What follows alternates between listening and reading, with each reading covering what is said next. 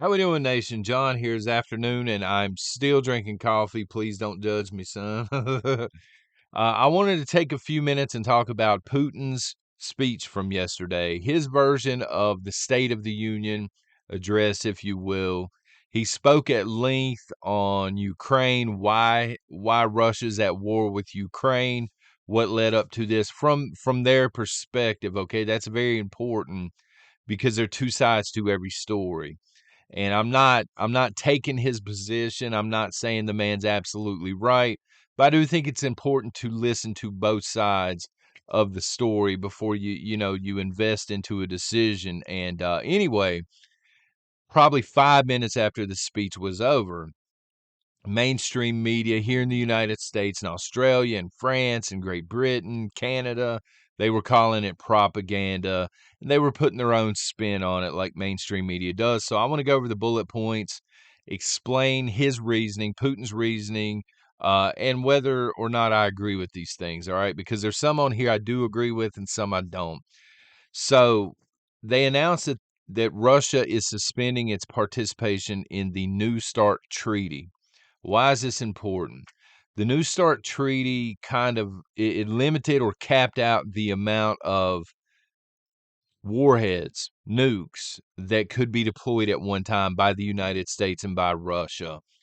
So by suspending participation in this New START treaty, I think this was the last standing treaty, weapons treaty between the United States and Russia.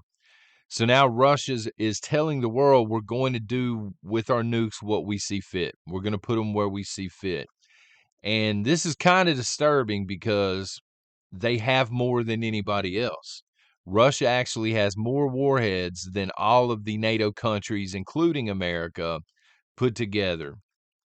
So this was a threat to the West. In my opinion, he was letting them know that the gloves are off. We're going to deploy these things where we see fit. Now, this could mean on battleships. This could mean on submarines. Some of them have already deployed. This could mean South America, folks. This could be bad news for the United States. And they know this. They know this is one of their biggest cards to play, militarily speaking, and they're letting the West know, you don't have control over this situation. You can't spin this situation, all right? Um, Putin goes on to say that Western nations for the last year or more have been trying to distract people's attention. And I totally agree with this statement. I'm going to give you a prime example. All right. So, again, the entire world, the civilized world, has been watching this war, worrying about if there's going to be a draft. Will, nukes begin to start flying and stuff like this. So, everybody was interested in what Putin had to say. What was his justification for going into Ukraine? Right or wrong? How does he justify it?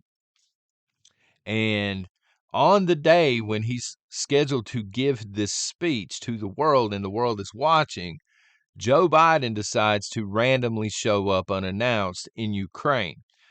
And American media and most of the NATO countries, their mainstream media, kind of took their focus off this speech that Putin was giving, and they put their focus instead on Joe Biden and Zelensky. This whole meeting was about handing $500 million to Zelensky and distracting a lot of people from Putin's speech, which is why I decided to make this video. So, yeah, distractions are happening, folks.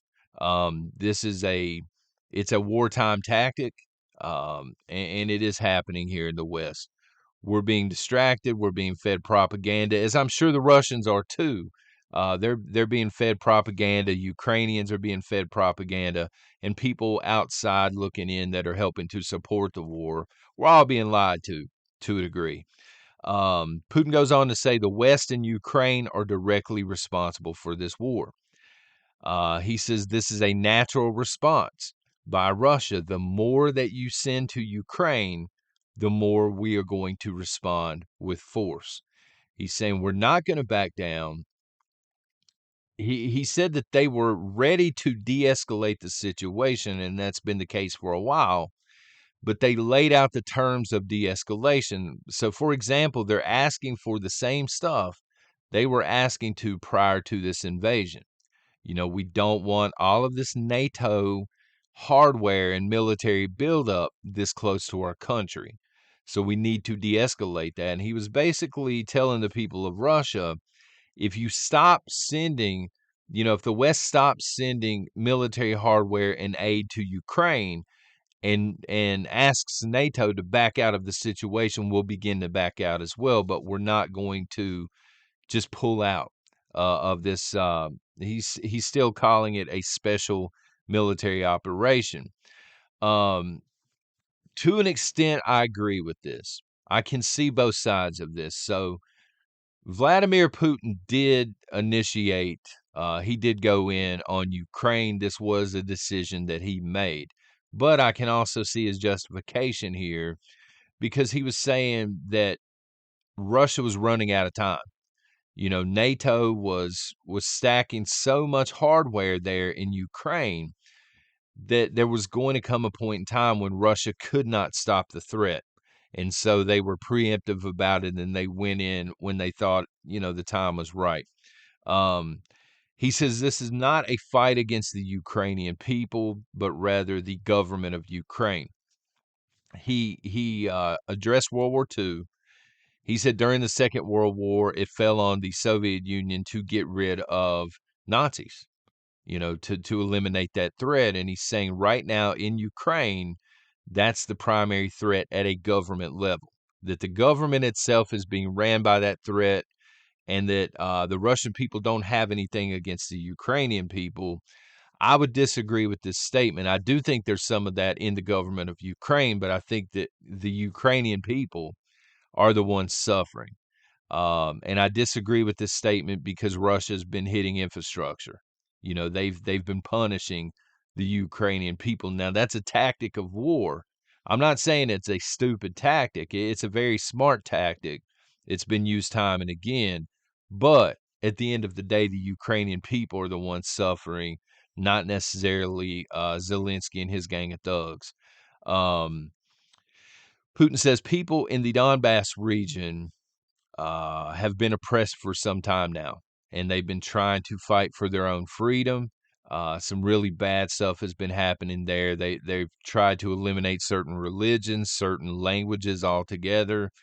And Russia, he said this is one of the reasons they finally decided to step in, because a lot of those people still identify as Russians. They still speak Russian. They still do the same Eastern Christianity, the same religion and everything. It's like one big people. They just live over here and they were being oppressed. So anyway, that was part of his justification for this. This is where it gets really interesting. He says that, again, in Western nations, the United States and NATO allies, that child abuse and a lot of bad things that happen to children have been normalized.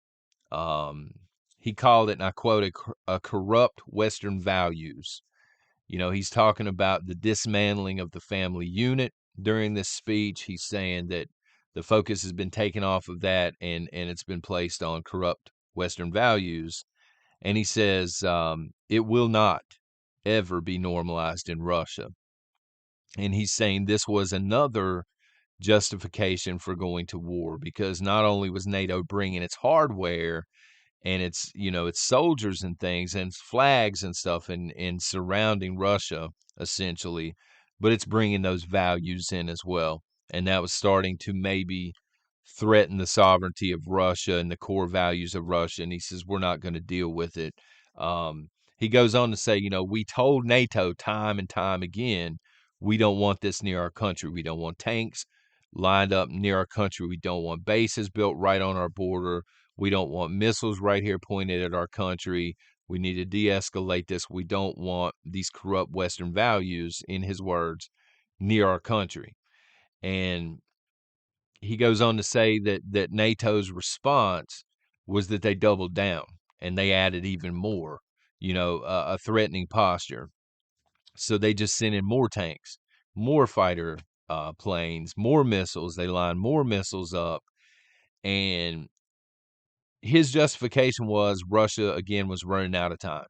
If we don't go in and try and neutralize this threat soon, Russia's not going to be strong enough to do it. So he says, we went in on the special military operation, and the purpose of that was to gain some ground, buy some time while they fully mobilized, which they have done, and now we're seeing the results of that. And finally, the other bullet point I want to mention is he says that NATO has tried to eliminate Russia by a total collapse of the global economy, which I do agree with, and sanctions, financial sanctions and things like this. So they tried to scrub Russia um, out of existence financially. And I think this was a shot at the SWIFT system because Russia's in with the BRICS countries and things like this. I will add, and this did not come from the speech, but I did see this yesterday.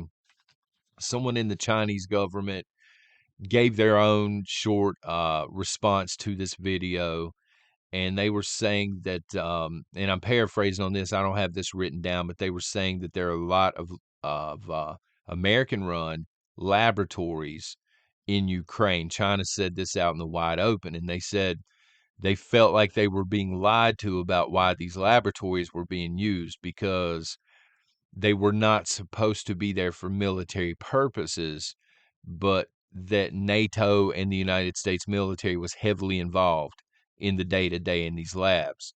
And China says, we view this as threatening to Russia, and China now is pretty much on board for helping Russia at this point.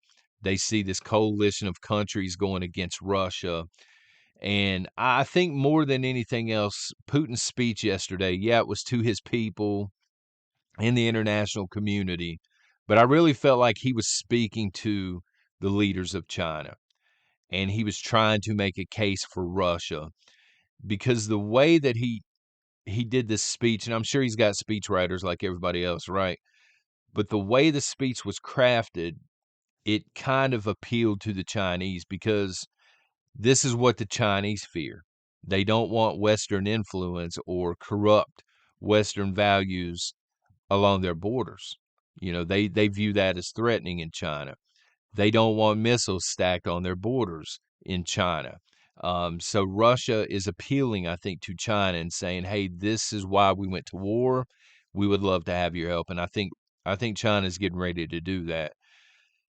There's been a lot of intel passed around about China preparing for an invasion, and perhaps they are. Maybe they're getting ready to jump on Taiwan.